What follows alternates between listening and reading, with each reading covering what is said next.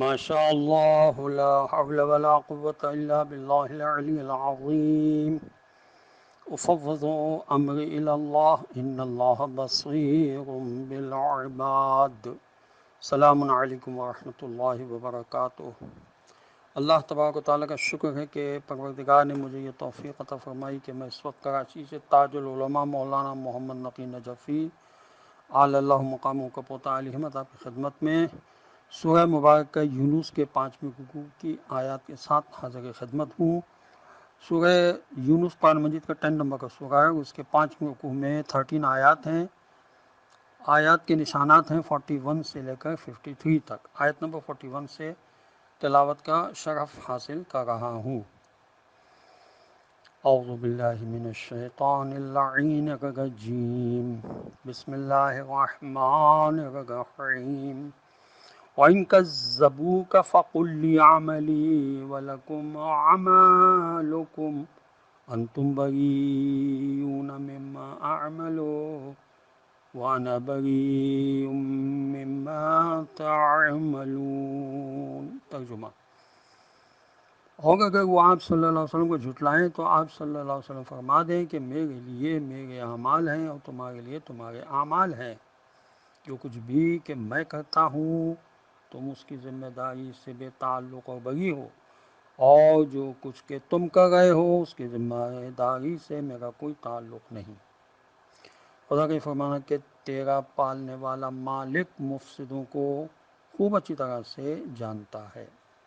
یعنی یہ بدماش منکرین حق دنیا کا منہ تو کسی نہ کسی طرح بند کرا سکتے ہیں، مگر جو گندگی، تعصب اور مفاد پرستی ان کے دل و دماغ میں چھپی ہوئی ہے، خدا اس کو خوب اچھی طرح سے جانتا ہے۔ خدا خوب جانتا ہے کہ یہ کن کن مفادات کے تحت اپنی ضمیر کا سودا کر رہے ہیں، کن کن وجوہات کی بنا پر اپنے دل میں حق کی گواہی کو ابھرنے سے روک رہے ہیں، کیوں اور کس لیے حق کو سمجھنا ہی نہیں چاہتے۔ یہ لوگ اپنی کن کن خواہشوں، رغبتوں اور دلچسپیوں کے غلام بنے ہوئے ہیں۔ غرض یہ لوگ بے گناہ گمراہ نہیں ہیں بلکہ جان بوجھ کر فساد پھیلا رہے ہیں۔ یہ علامہ مودودی صاحب نے اپنی تفسیر تفہیم القرآن میں لکھا ہے۔ آیت نمبر 42، وَمِنْهُمْ مَنْ يَسْتَمِعُونَ إِلَيْكَ أَفَأَنْتَ تُسْمِعُ الصُّمَّ وَلَوْ كَانُوا لَا يَعْقِلُونَ۔ ترجمہ: ان میں کچھ تو وہ ہیں جو بظاہر آپ صلی اللہ علیہ وسلم کی باتیں بڑی توجہ سے سنتے ہیں، مگر کیا آپ صلی اللہ علیہ وسلم بہروں کو سنا دیں گے، چاہے وہ عقل سے بھی کچھ کام نہ لیتے ہوں؟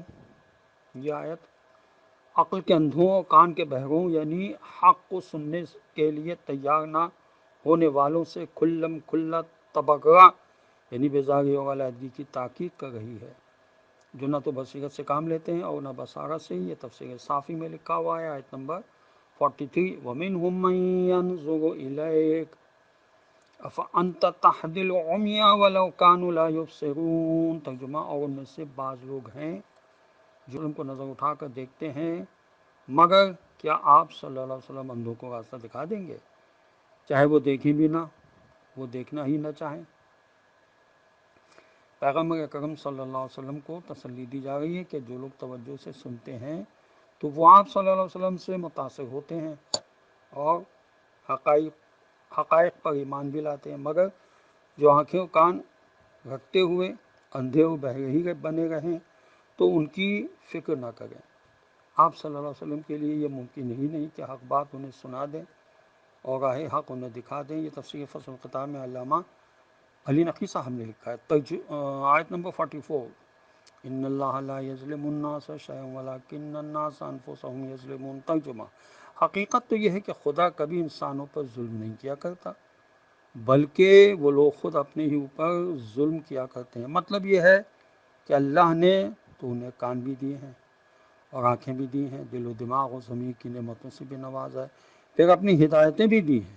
غرض ہر وہ چیز دی ہے جو حق اور باطل کو دیکھنے، سمجھنے اور پرکھنے کے لیے ضروری تھی، مگر ان لوگوں نے اپنی خواہشات کے پیچھے دنیا کے عشق میں مبتلا ہو کر اپنی ہی آنکھیں پھوڑ لی ہیں، اپنے کان بہرے کر لیے ہیں، اپنے دل و دماغ و ضمیر کو اتنا بیکار اور مسخ کر دیا ہے کہ اب بھلے برے کی تمیز کرنے کی صلاحیت ہی ان میں ختم ہو گئی ہے۔ یہ تفہیم القرآن میں علامہ مودودی صاحب نے لکھا ہے۔ آیت نمبر 45، وَيَوْمَ يَحْشُرُهُمْ كَأَن لَّمْ يَلْبَثُوا إِلَّا سَاعَةً مِّنَ النَّهَارِ يَتَعَارَفُونَ بَيْنَهُمْ قَدْ خَسِرَ الَّذِينَ كَذَّبُوا بِلِقَاءِ اللَّهِ وَمَا كَانُوا مُهْتَدِينَ۔ ترجمہ، اور جس دن ہم انہیں قیامت میں اٹھا کر جمع کریں گے تو ان کو معلوم ہوگا کہ گویا وہ دنیا میں نہیں ٹھہرے تھے مگر صرف ایک گھڑی بھر، اور وہ آپس میں ایک دوسرے کو پہچان بھی رہے ہوں گے۔ اس وقت یہ حقیقت ان پر آشکار ہو جائے گی کہ یقیناً سخت نقصان میں رہے وہ لوگ جنہوں نے اللہ سے اپنی ملاقات کو جھٹلایا، یعنی جو اللہ سے ملنے کو غلط سمجھتے تھے، اور یہ بھی آشکار ہو جائے گا کہ وہ ہرگز ٹھیک راستے پر نہیں تھے۔ تفسیر ماجدی میں لکھا ہے کہ خواب میں انسان کیسے لمبے لمبے عرصے گزارتا ہے، لیکن جاگتے ہی اسے معلوم ہو جاتا ہے کہ ابھی ابھی تو سویا تھا، اور معلوم ہوا کہ ایک عالم میں وقت کا احساس کچھ اور ہوتا ہے اور دوسرے میں کچھ اور۔ آیت نمبر 46، وَإِمَّا نُرِيَنَّكَ بَعْضَ الَّذِي نَعِدُهُمْ أَوْ نَتَوَفَّيَنَّكَ فَإِلَيْنَا مَرْجِعُهُمْ ثُمَّ اللَّهُ شَهِيدٌ عَلَىٰ مَا يَفْعَلُونَ۔ ترجمہ، اور وہ چاہے ہم آپ صلی اللہ علیہ وسلم کو وہ برے نتائج آنکھوں سے دکھا دیں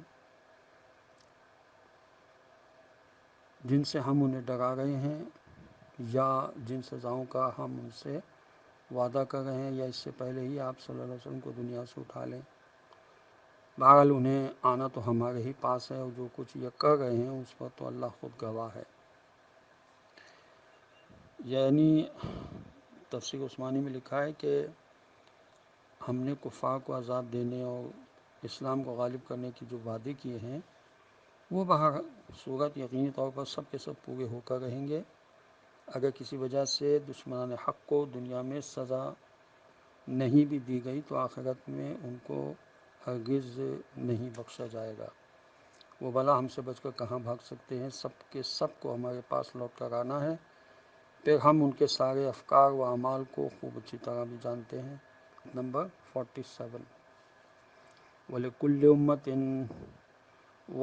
أُمَّةٍ رَسُولٌ فَإِذَا جَاءَ رَسُولُهُمْ قُضِيَ بَيْنَهُم بِالْقِسْطِ وَهُمْ لَا يُظْلَمُونَ۔ ترجمہ، اور ہر قوم کے لیے خدا کا ایک پیغام پہنچانے والا ہوتا ہے، پھر جب کسی قوم کے پاس اس کا پیغام پہنچانے والا رسول صلی اللہ علیہ وسلم آ جاتا ہے تو اس قوم کے ساتھ پورے انصاف کے مطابق فیصلہ کر دیا جاتا ہے، اور اس قوم پر قطعاً ظلم نہیں کیا جاتا۔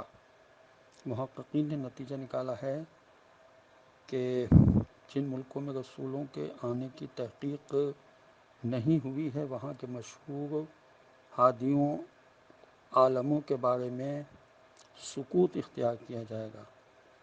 ممکن ہے کہ وہی لوگ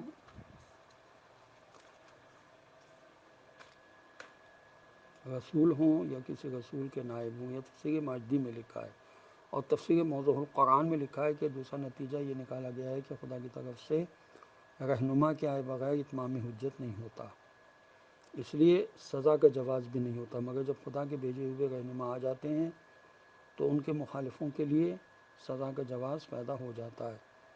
شاہ عبد القادر صاحب نے لکھا کہ عمل آگے سے ہوتے ہیں لیکن رسول کے پہنچنے کے بعد سزا ملتی ہے۔ آیت نمبر 48، وَيَقُولُونَ مَتَىٰ هَٰذَا الْوَعْدُ إِن كُنتُمْ صَادِقِينَ۔ ترجمہ، اور وہ کہتے ہیں کہ آخر تمہارا یہ عذاب کا وعدہ کب پورا ہوگا، اگر تم سچے ہو تو اسے ابھی لے آؤ۔ یعنی کفار عذاب کے وقت کے متعلق پیغمبر صلی اللہ علیہ وسلم سے پوچھتے ہیں کہ یہ وعدہ کب پورا ہوگا۔ ان کے جواب میں اللہ نے فرمایا کہ اے رسول صلی اللہ علیہ وسلم کہہ دیجئے کہ میں تو خود اپنے نفس کے نفع و نقصان کا بھی مالک نہیں ہوں، مگر اتنا کہ خدا چاہے، اور یہ کہ ہر امت کے لیے ایک وقت مقرر ہوتا ہے جب ان کا وقت آ جاتا ہے تو ایک لمحہ نہ اس سے آگے بڑھ سکتے ہیں اور نہ پیچھے ہٹ سکتے ہیں، لہٰذا میرے پاس تمہارے عذاب یا موت کی تاریخ معین نہیں ہے۔ اور جناب رسول خدا صلی اللہ علیہ وسلم سے خدا کا یہ کہلوانا کہ میں تو اپنے نفع و نقصان کا مالک نہیں ہوں مگر جو کچھ خدا چاہے، یہ ایک تنبیہ ہے کہ وہ بھی خدا ہی کو اپنے نفع و نقصان کا مالک جانے، اور ضرر و نفع کے بارے میں محمد وآل محمد علیہ الصلوۃ والسلام کے وسیلے سے خدا ہی سے دعا مانگیں۔ تفسیر انوار النجف میں لکھا ہے، آیت نمبر 49، قل لا املک لنفسی ضرا ولا نفعا الا ما شاء اللہ لکل امۃ اجل اذا جاء اجلهم فلا یستاخرون ساعة ولا یستقدمون۔ ترجمہ، آپ صلی اللہ علیہ وسلم فرما دیں کہ میں تو خود اپنے لیے بھی نہ تو کسی نقصان پر قابو رکھتا ہوں اور نہ کسی نفع پر، مگر جو بھی اللہ چاہے وہی ہوتا ہے۔ اور قوم کی ایک عمر ہوتی ہے، جب ان کی عمریں پوری ہو جاتی ہیں تو پھر ذرا سی دیر نہ تو وہ پیچھے ہٹتے ہیں اور نہ وہ آگے بڑھ سکتے ہیں۔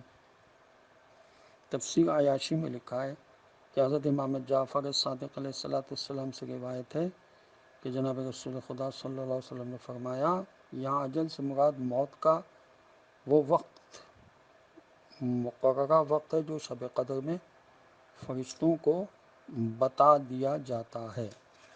آیت نمبر 50، قل ارأیتم ان اتاکم عذابہ بیاتا ونہارا ماذا یستعجل منہ المجرمون۔ ترجمہ، وہ اس لیے کہ ان سے فرما دیں کہ آخر کبھی تم نے یہ بھی سوچا کہ اگر اللہ کا عذاب اچانک راتوں رات یا دن کو آ جائے تو کیا تم اسے روک سکتے ہو؟ آخر یہ عذاب ایسی کون سی اچھی چیز ہے جس کے لیے یہ مجرم اتنی جلدی مچا رہے ہیں؟ تفسیر ماجدی میں لکھا ہے کہ یعنی خدا کی سزا تو سخت پناہ مانگنے کی چیز ہے، اس کے لیے جلدی مچانا کتنی بڑی حماقت ہوگی۔ اہل عرفان نے نتیجہ نکالا ہے کہ گناہوں سے توبہ کرنے اور اچھے عمل کی طرف سبقت کرنے میں ذرا سی بھی تاخیر نہیں کرنا چاہیے۔ اور جناب رسول خدا صلی اللہ علیہ وسلم نے ارشاد فرمایا کہ 3 موقعوں پہ جلدی کرو، عجلوا بالصلاۃ قبل الموت، نماز فوت ہونے سے پہلے جلدی سے پڑھ لو، عجلوا بالتوبۃ قبل الموت، مرنے سے پہلے توبہ میں جلدی کرو، یعنی گناہ سرزد ہوتے ہی جلدی سے توبہ کر لینی چاہیے، کیونکہ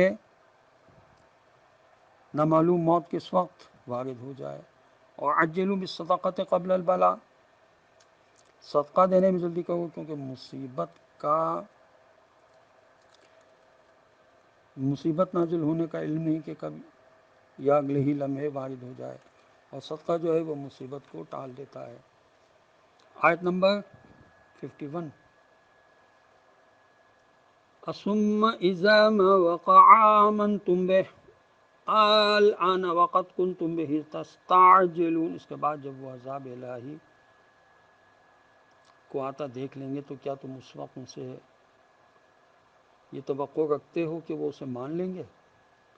اور کیا یہ کہیں گے کہ اب ہم ماننے کو تیار ہیں، حالانکہ اسی عذاب کے آنے کی تم اب جلدی مچا رہے تھے؟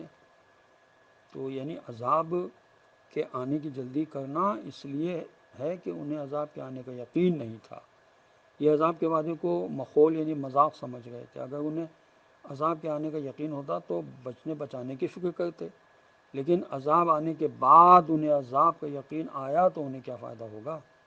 اس خدا کی طرف سے کہہ دیا جائے گا کہ اچھا اب قائل ہوتے ہو، پہلے تو اسے جھٹلاتے رہے تھے، کیونکہ جھٹلانا مذاق اڑانے کی نیت سے تھا، اس لیے جواب بھی مذاق ہی کے طور پر دیا جائے گا، جیسا کہ خدا عالم نے ارشاد فرمایا فَلَمْ يَكُ يَنْفَعُهُمْ أَيْمَانُهُمْ لَمَّا رَأَوْا بَأْسَنَا سُنَّتَ اللَّهِ الَّتِي قَدْ خَلَتْ فِي عِبَادِهِ وَخَسِرَ هُنَالِكَ الْكَافِرُونَ۔ یہ سورہ مومن کی آیات ہیں 85، یعنی پس جب انہوں نے ہمارے عذاب کو دیکھ لیا تو اب ان کا ایمان لانا فائدہ مند ثابت نہ ہوا۔ اللہ کا یہی طریقہ معمول رہا ہے کہ اپنے بندوں کے بارے میں اس وقت انکار کرنے والے لوگ کافر سخت نقصان و خسارے میں رہیں گے۔ یہ تفسیر عثمانی نے اپنی تفسیر میں لکھا ہے، آیت نمبر 53۔ وَيَسْتَنبِئُونَكَ أَحَقٌّ هُوَ قُلْ إِی وَرَبِّی إِنَّهُ لَحَقٌّ وَمَا أَنْتُم بِمُعْجِزِینَ۔ ترجمہ، پھر پوچھتے ہیں کہ کیا واقعی یہ قیامت کا وعدہ سچ ہے؟ آپ صلی اللہ علیہ وسلم فرما دیں میرے پالنے والے مالک کی قسم یہ بالکل سچ ہے، اور تم خدا کو ہرگز بے بس نہیں بنا سکتے۔ کفار کا یہ تعجب کر کے پوچھنے کا اصل مقصد سوال کرنا یا سمجھنا نہیں ہے، بلکہ یہ بھی ایک لطیف اور طنزیہ انداز ہے کسی بات کے انکار کرنے اور مذاق اڑانے کا۔ یہ تفسیر ماجدی میں لکھا ہے۔ خداوند عالم کی بارگاہ میں دعا ہے کہ پروردگار ہمیں قرآن پڑھنے، سمجھنے اور اس پر عمل کرنے کی توفیق نصیب کرے، اور وارث قرآن حضرت امام زمانہ عجل اللہ تعالی فرج الشریف کے ظہور میں تعجیل فرما دے، اور ہمیں ان کے اعوان و انصار میں شامل ہونے کی توفیق نصیب ہو۔ وآخر دعوانا ان الحمد للہ رب العالمین، والسلام علیکم ورحمۃ اللہ وبرکاتہ۔